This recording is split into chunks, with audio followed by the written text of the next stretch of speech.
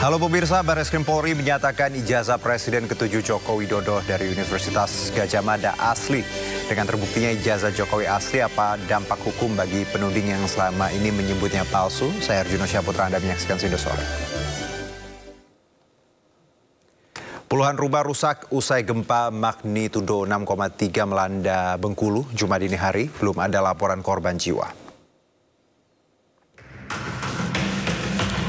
Kota Bengkulu menjadi daerah yang terdampak gempa paling parah. Tercatat 34 rumah mengalami kerusakan. Warga pun mulai membersihkan puing-puing bangunan. Gempa yang terjadi dini hari mengakibatkan sejumlah warga luka ringan akibat tertimpa bangunan yang roboh.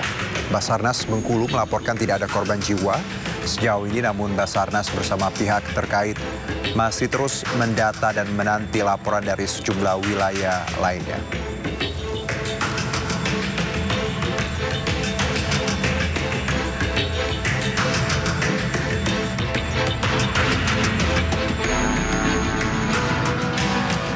Gempa magnitudo 6,3 mengguncang Provinsi Bengkulu Jumat dini hari. Warga yang panik pun berhamburan keluar bangunan.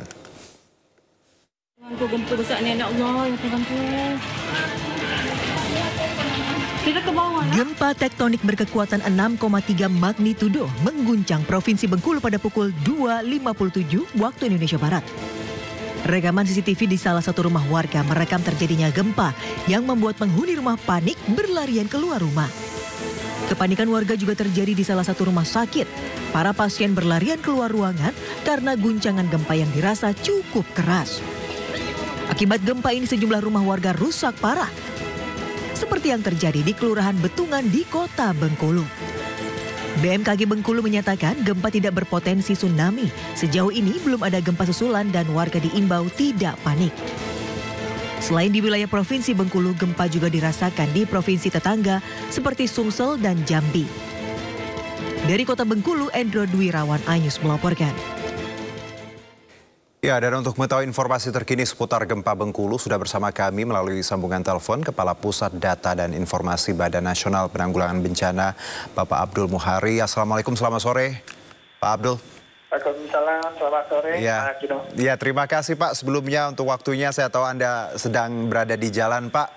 Kalau kita melihat kondisi terbaru, bagaimana Pak? Apa ada informasi terbaru pasca gempa Jumat dini hari di Bengkulu? Iya, tadi siang kita sudah menerima update pemutakhiran laporan dari pemerintah daerah. Jadi kalau tadi siang kita menyampaikan di Kota Bengkulu itu ada 140 rumah rusak, maka tambahan pendataan yang dilakukan tim di lapangan hingga pukul 14.00 siang ini, itu untuk Kota Bengkulu itu 169 rumah rusak. Kemudian dari 169 ini ada 8 unit rumah roboh atau tidak bisa ditempati, sehingga ini sudah bertambah 29 unit rumah lagi yang didata oleh tim di lapangan yang mengalami kerusakan.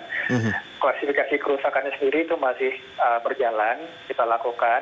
Kemudian di Bengkulu Tengah itu tadi siang kita menyampaikan 2 rumah rusak, sekarang sudah di update itu ada 5 unit rumah rusak dan 4 sekolah terdampak. Alhamdulillah hingga sore ini tetap tidak ada korban jiwa meninggal dan luka yang dilaporkan dari pemerintah daerah. Oke, jadi kalau untuk korban jiwa belum ada laporan ya Pak, seperti itu ya? Hingga saat ini ya? Sudah bisa kita simpulkan tidak ada laporan korban jiwa meninggal, Mas Juno. Baik, Pak, tadi Anda menyebutkan bahwa ada 169 rumah yang memang terdampak, ada yang roboh, lalu sebagian juga terdampak, ya mungkin kerusakannya tidak begitu parah. Dengan jumlah 169 rumah ini Pak, apakah warga yang rumahnya rusak ini tetap bisa menempati rumah atau memang ada posko-posko tertentu yang dibuat untuk pengungsian sementara? Sepertinya kita akan membuat tempat pengungsian sementara. Saat ini kita sedang berkoordinasi terus dengan pemerintah daerah, khususnya di Kota Bengkulu ya. Mungkin kita akan memanfaatkan bangunan-bangunan yang ada, jadi tidak di tenda, karena mengingat sekarang sudah musim hujan ya, agak riskan kalau misalkan di tenda. kita akan mengupayakan karena ada 169 KK yang terdapat, meskipun tidak semuanya harus mengungsi, tapi kita akan mengupayakan bangunan-bangunan yang ada atau bangunan pemerintah. Nah ini untuk sementara BNPB sendiri juga sudah mengirimkan logistik dasar seperti matras, selimut, velvet, dan makanan siap saji agar ini bisa berjalan dulu tanggap darurat pelayanan masyarakat yang terdampak ini. Kemudian juga kita sudah mulai berkoordinasi dengan pemerintah daerah untuk bagaimana rumah masyarakat yang terdampak ini sambil berjalan pendataan, pemerintah daerah juga segera mengusulkan kepada BNPB, pemerintah pusat, untuk rehabilitasi dan pasca bencana. Jadi kita berusaha akan bergerak secara paralel, pendataan terus dilakukan, tetapi berjalan nanti pemerintah daerah mulai melihat apakah nanti bisa dibangun lagi di tempat semula atau akan kita relokasi, itu nanti kita akan bicarakan dengan pemerintah daerah. Tapi itu sudah kita koordinasikan. Tapi kalau bisa dipetakan Pak, walaupun tadi memang masih terlalu dini dari 169 rumah ini Pak, berapa persen kira-kira yang memang hancur total atau mungkin ya memang harus dibangun ulang, dan berapa persen yang mungkin perlu hanya minor perbaikan seperti itu Pak? Kalau untuk pengamatan visual secara cepat hasil kaji cepat kita, itu sekitar 20% itu rusak berat. Sisanya itu rusak ringan, rusak sedang. Artinya kalau rusak ringan, rusak sedang, itu sifatnya perbaikan rumah existing, perbaikan rumah di tempat itu. Rumah itu kita perbaiki. Anggarannya di BNPB itu sudah menjadi aturan kalau misalkan rumah itu rusak ringan, itu mendapat dukungan 15 juta, rusak sedang itu 30 juta, dan rusak berat nanti akan dapat stimulan 60 juta. Oke, kira-kira seperti itu ya Pak ya, angkanya ya Pak. Ya. Pak, tadi Anda menyebutkan bahwa akan membuat posko pengungsian sementara, plus juga akan ada logistik yang sudah dikirimkan ya Pak. Ada matras, makanan siap saji, seperti itu Pak. Untuk dapur umum, apakah diperlukan atau tadi Pak, hanya logistik saja sejauh ini? Kalau nanti masyarakat akan sementara tinggal di tempat evakuasi, jadi ada dua skema Pak Gino. Pertama, kalau misalkan kita akan memanfaatkan bangunan-bangunan pemerintah, itu tentu saja akan membutuhkan dapur umum nantinya. Tetapi mengingat ini kalau kerusakan gempa ini pembangunan rumah kan tidak bisa seminggu 2 minggu. Pasti akan butuh waktu setidaknya dalam hitungan bulan. Nah ini biasanya BNPB kalau jumlah KK terdampaknya itu masih di bawah 500 KK, kita menawarkan skema itu ada opsinya dana tumbuh hunian namanya. Baik. Dana tumbuh hunian ini adalah pemerintah membantu uang kontrak rumah dalam tanda kutip. Itu besarnya 600.000 per bulan per KK. Jadi masyarakat bisa apakah menumpang di rumah saudara atau mengontrak rumah, ini nantinya dana ini bisa digunakan, dan ini kita berikan sampai nanti rumah permanennya dibangunkan kembali oleh pemerintah. Oke, baik. Jadi tadi pemerintah memastikan hadir ya Pak ya, dengan segala yang kita punya tadi dan dengan skema yang Anda sebutkan tadi Pak. Nah kalau kita lihat kondisi saat ini mungkin sudah cukup kondusif ya Pak, tapi apakah ada warning atau juga laporan dari BNPB sendiri terkait gempa susulan, atau masyarakat memang juga harus waspada terlebih dahulu untuk 1-2 hari ke depan, atau seperti apa Pak Abdul? Kita berkoordinasi dengan BMKG menyebutkan bahwa frekuensi gempa susulan yang tercatat hingga saat ini itu hampir tidak ada ya. Artinya energi rilis itu selesai dalam 1 kali pelepasan energi gempa tadi malam. Ini memang agak berbeda mekanismenya. Karena titik epicenternya itu berada pada kerak lempeng samudra. Jadi bukan di pertemuan lempeng samudra dengan lempeng benua. Jadi ini energinya sudah lepas. BMKG tidak mencatat adanya gempa susulan. Kalaupun ada itu sangat minor. Jadi kewaspadaan, kesiapsiagaan tentu saja tetap kita himbau. BNPB menyampaikan bahwa yang paling penting dilakukan oleh saudara-saudara kita di daerah terdampak saat ini adalah lihat kondisi rumah. Karena biasanya titik krusial kerusakan rumah itu ada di dinding dan atap. Nah, ini yang biasanya mencederai penghuni. Kalau misalkan kuda-kuda atap bangunan itu sudah agak bergeser, maka kalau ada gempa susulan meskipun kecil, atap bisa roboh. Nah, ini yang biasanya mencederai atau bisa bahkan membunuh. Nah, jadi yang tadi kami himbau, masyarakat yang memang melihat kondisi rumahnya itu dari sisi struktur dinding, atap itu mungkin membahayakan, segera data diri atau laporkan ke aparat desa setempat atau BPBD atau Babinsa Babin Kaptipmas, sehingga kami bisa tahu berapa estimasi tenda yang akan kita deploy ke lapangan sesuai dengan kebutuhan real yang terjadi yang ada saat ini. Nah, ini nantinya juga akan menjadi data awal kita untuk memperkirakan nanti berapa, apakah itu dana tunggu hunian, apakah itu kebutuhan ruangan, bangunan untuk pengungsian sementara dan seterusnya. Mas Dino. Pak Abdul, terima kasih sekali untuk informasinya, dan tadi yang paling penting masyarakat ketika saat ini ya yang di Bengkulu harus melaporkan ya Pak, apapun ada kerusakan, biar tadi datanya kita bisa verifikasi dan akhirnya bantuan juga bisa maksimal. Kurang lebih seperti itu ya Pak Abdul Muhari. Bapak, terima kasih, sehat-sehat.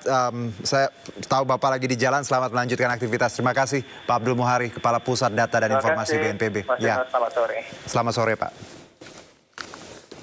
Kita beralih ke informasi lain. Pemirsa, Wakil Menteri Tenaga Kerja Immanuel Ebenezer menemukan puluhan ijazah asli yang ditahan sebuah perusahaan asuransi yang merupakan anak perusahaan dari BUMN.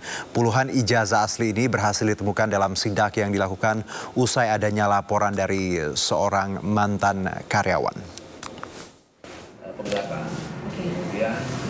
Ya, Immanuel Jumat siang mendatangi kantor asuransi Jasara Harja Putra yang merupakan anak perusahaan BUMN di kawasan Cilandak, Jakarta Selatan.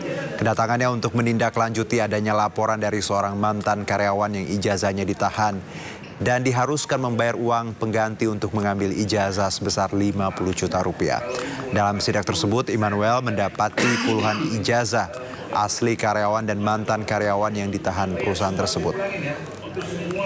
Immanuel juga mendapati surat bukti tanda terima penahanan ijazah di setiap lembar ijazah asli tersebut. Berdasarkan tanda terima itu diketahui praktek penahanan ijazah telah terjadi sejak puluhan tahun yang lalu. Perusahaan-perusahaan itu selalu kalau seandainya ijazah ditahan ada penalti-penalti.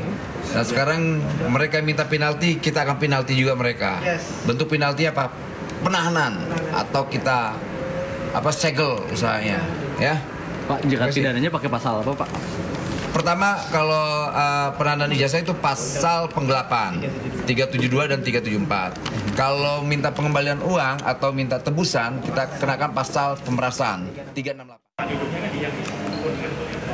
Ya, sebelumnya Wamenaker juga melakukan sidak ke perusahaan sawit Duta Palma Nusantara di kawasan Jakarta Selatan. Sidak dilakukan setelah adanya laporan perusahaan tersebut menahan ijazah karyawannya. Immanuel lalu menemui para karyawan perusahaan dan bertanya terkait adanya dugaan pelanggaran ketenaga kerjaan. Dari hasil sidak didapati sejumlah dugaan pelanggaran, salah satunya penahanan ijazah para karyawan serta gaji yang masih di bawah upah minimum. Tak hanya itu, perusahaan juga membayar pesangon karyawan di bawah aturan dan ketentuan ketenaga kerjaan. Penahanan ijazah. Ya, pemirsa, Menteri Tenaga Kerja Yasir Lee beberapa hari lalu telah menerbitkan surat edaran soal larangan penahanan ijazah karyawan oleh perusahaan. Dan langkah ini diambil Menaker usai ditemukannya praktik penahanan ijazah dan dokumen yang makin marak di Indonesia.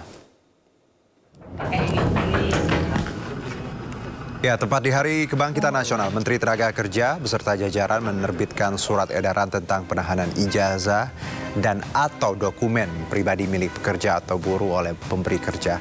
Surat edaran ditujukan kepada para gubernur untuk disampaikan kepada para bupati agar melakukan pembinaan dan pengawasan serta penyelesaian jika terjadi permasalahan penahanan ijazah maupun dokumen pribadi pekerja. Selain itu, pemberi kerja juga dilarang menghalangi para pekerja dalam mencari atau mendapatkan pekerjaan yang lebih baik. Urusannya apa? Ini ada Surat edaran ini ditujukan kepada para gubernur dan juga untuk disampaikan kepada para bupati atau wali kota agar melakukan pembinaan dan pengawasan serta penyelesaian dalam hal terjadi permasalahan penahanan ijazah pekerja maupun dokumen pribadi lainnya yang dilakukan oleh pemberi kerja. Beberapa poin penting dalam surat edaran tersebut adalah pemberi kerja dilarang mensyaratkan dan atau menahan ijazah dan atau dokumen pribadi milik pekerja sebagai jaminan untuk bekerja. Yang dimaksud dokumen pribadi yaitu adalah dokumen asli berupa sertifikat kompetensi, paspor, akta kelahiran, buku nikah, dan buku pemilik kendaraan bermotor. Pemberi kerja juga dilarang menghalangi atau menghambat para pekerja untuk mencari dan mendapatkan pekerjaan yang lebih layak. Sedangkan bagi calon pekerja atau buruh perlu untuk mencermati dan memahami isi perjanjian kerja, terutama jika terdapat ketentuan yang mensyaratkan penyerahan ijazah dan atau dokumen pribadi sebagai jaminan untuk bekerja. Ya, pemirsa, masih soal penahanan ijazah karyawan. Jan Hua Diana, bos perusahaan yang menahan ijazah karyawannya di Surabaya, ditetapkan sebagai tersangka dan ditahan dari tangan korban. Polisi menyita 108 ijazah mantan karyawannya.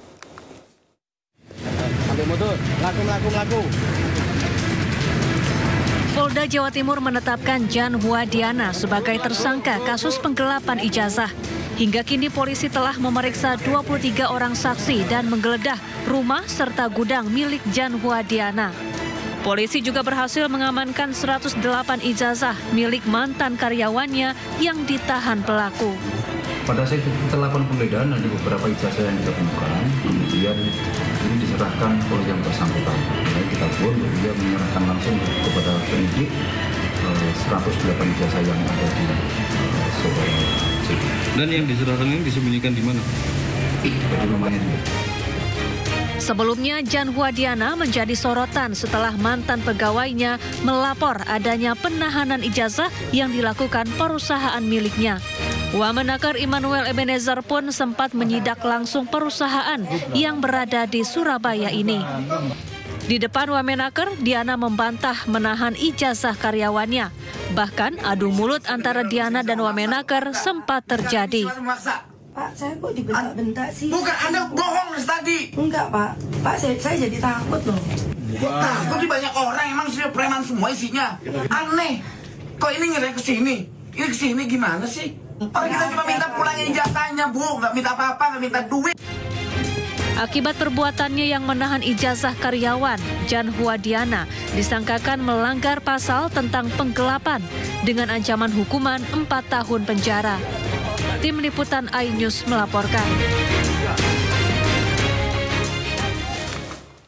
Baik, kita ke informasi berikutnya. Pemirsa, usai dilanda kasus mafia judi online, Komdiji yang dulu bernama Kominfo kembali terseret kasus, yakni dugaan korupsi Pusat Data Nasional sementara. 5 orang ditetapkan tersangka termasuk ex-dirjen aplikasi informatika. Ya, Kejaksaan Negeri Jakarta Pusat menetapkan 5 orang tersangka kasus dugaan korupsi Pusat Data Nasional sementara Kominfo.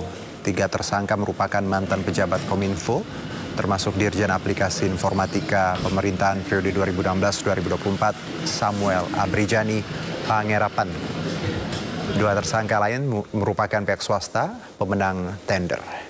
Dugaan korupsi berawal pada tahun 2020 ketika Kominfo melakukan pengadaan barang dan jasa senilai 958 miliar rupiah. Dalam prosesnya ternyata terjadi kong-kali-kong antara pejabat Kominfo dengan perusahaan pemenangnya, PT Aplikanusa Lintas Arta.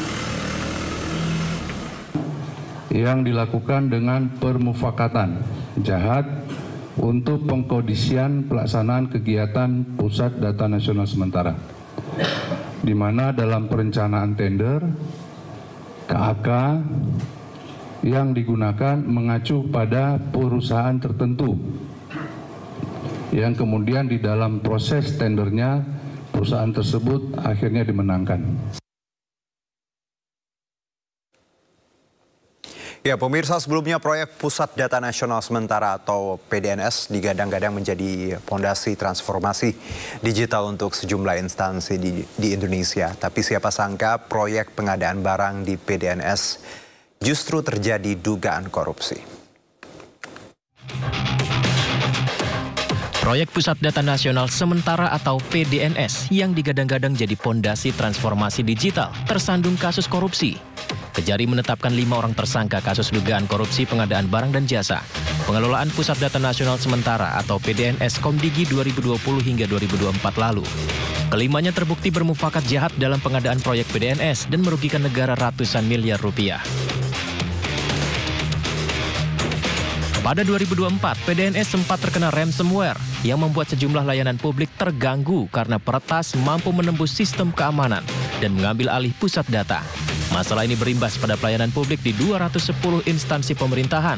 Gangguan paling parah dialami oleh pelayanan imigrasi Kementerian Hukum dan HAM. Setelah diselidiki, serangan ini dipicu dugaan praktik korupsi yang melibatkan pejabat Kemenkominfo saat itu dan perusahaan swasta.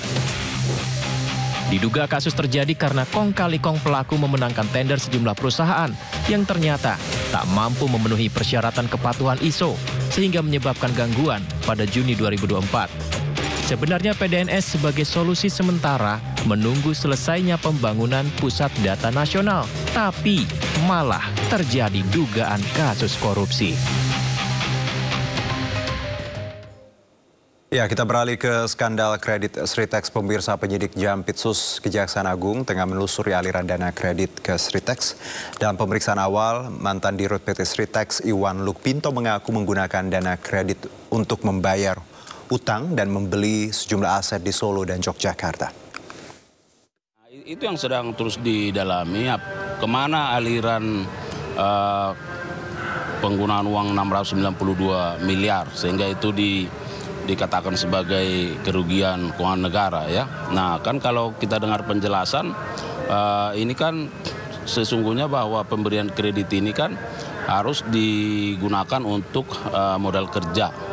Modal kerja berarti bagaimana operasionalisasi dari perusahaan ini sehingga perusahaan ini tidak mengalami kondisi yang katakanlah tidak baik ya. Apakah modal kerja untuk para pegawai, pekerja dan juga Sebelumnya, Kejaksaan Agung menetapkan mantan Dirut PT Sritex Iwan Setiawan Lukminto sebagai tersangka korupsi pemberian kredit kepada PT Sritex. Selain Iwan Setiawan Lukminto, Kejaksaan Agung juga menetapkan 2 tersangka lain dari pihak bank pemerintah yaitu Bank BJB dan Bank DKI Jakarta.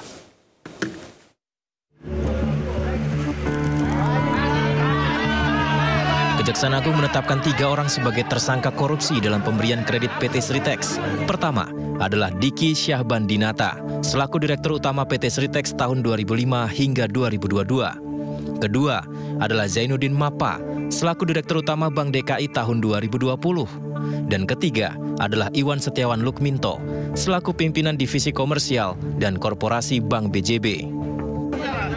Direktur Penyidikan Jampitsus Kejagung Abdul Kohar menyebut ada aturan yang dilanggar dalam pemberian kredit Bank BJB dan Bank DKI Jakarta kepada PT Sritex. Kredit dengan besaran ratusan miliar itu akhirnya bermasalah hingga membuat kerugian negara mencapai 600 miliar rupiah. 3 orang tersebut sebagai tersangka karena ditemukan alat bukti yang cukup telah terjadi tindak pidana korupsi dalam pemberian kredit PT Bank Pembangunan Daerah Jawa Barat dan Banten serta PT Bank DKI Jakarta kepada PT Sri Isman Tbk. Penetapan tersebut berdasarkan untuk ISL, yaitu penetapan nomor 35 tanggal 21 Mei 2025. Untuk tersangka DS berdasarkan penetapan nomor 36 tanggal 21 Mei 2025. Dan untuk tersangka YM, berdasarkan penetapan nomor 37 tanggal 21 Mei 2025. Kejaksaan Agung mengatakan meski Sritex adalah perusahaan swasta, namun dugaan korupsi tetap diusut lantaran pemberian kredit diberikan oleh bank berplat merah. Dari Jakarta, Tim Liputan iNews melaporkan.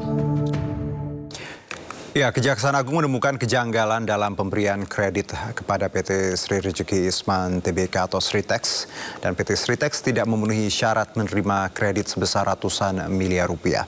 Apalagi belakangan ditemukan fakta kredit yang didapat PT Sritex tidak sesuai peruntukan.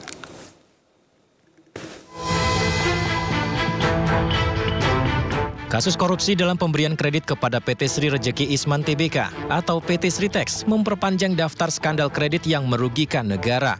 Kejagung telah menetapkan 3 tersangka dalam skandal ini, yaitu Iwan Setiawan Lukminto, selaku Direktur Utama PT Sritex tahun 2005 hingga 2022, Zainuddin Mapa, selaku Direktur Utama Bank DKI tahun 2020, dan Diki Syahban Dinata, selaku Pimpinan Divisi Komersial dan Korporasi Bank BJB. Selain itu, Kejagung juga telah memeriksa beberapa orang saksi dan tidak menutup kemungkinan ada tersangka baru lagi nantinya. Kejaksaan Agung menemukan kejanggalan dalam laporan keuangan PT Sritex tahun 2021 yang melaporkan kerugian hingga 15,66 triliun rupiah. Padahal di 2020 Sritex masih mencatatkan keuntungan 1,24 triliun rupiah. Pada Oktober 2024, tagihan utang yang belum dilunasi Sritex mencapai 3,5 triliun rupiah. Namun itu baru utang dari bank milik negara seperti Bank Jateng, Bank BJB, Bank DKI, dan juga gabungan bank milik negara lainnya. Dalam penyelidikan ditemukan fakta, PT Sritex ternyata tidak memenuhi syarat menerima kredit ratusan miliar karena memiliki resiko gagal bayar. Parahnya lagi, kredit yang diterima PT Sritex seharusnya sebagai modal kerja, malah digunakan untuk bayar utang dan membeli aset non-produktif alias tidak sesuai peruntukan kreditnya. Bahwa pada saat ISL selaku Direktur Utama PT Sri Rejeki Isman Tbk mendapatkan dana dari PT Bank Pembangunan Daerah Jawa Barat, Banten, dan PT Bank DKI Jakarta, terdapat fakta hukum bahwa dana tersebut tidak dipergunakan sebagaimana tujuan dari pemberian kredit, yaitu untuk modal kerja, tetapi disalahgunakan untuk membayar hutang dan membeli aset non-produktif sehingga tidak sesuai dengan peruntukan yang seharusnya. Kredit yang diberikan Bank BJB dan Bank DKI Jakarta saat ini statusnya macet dan aset perusahaan tidak bisa dieksekusi untuk menutupi utang.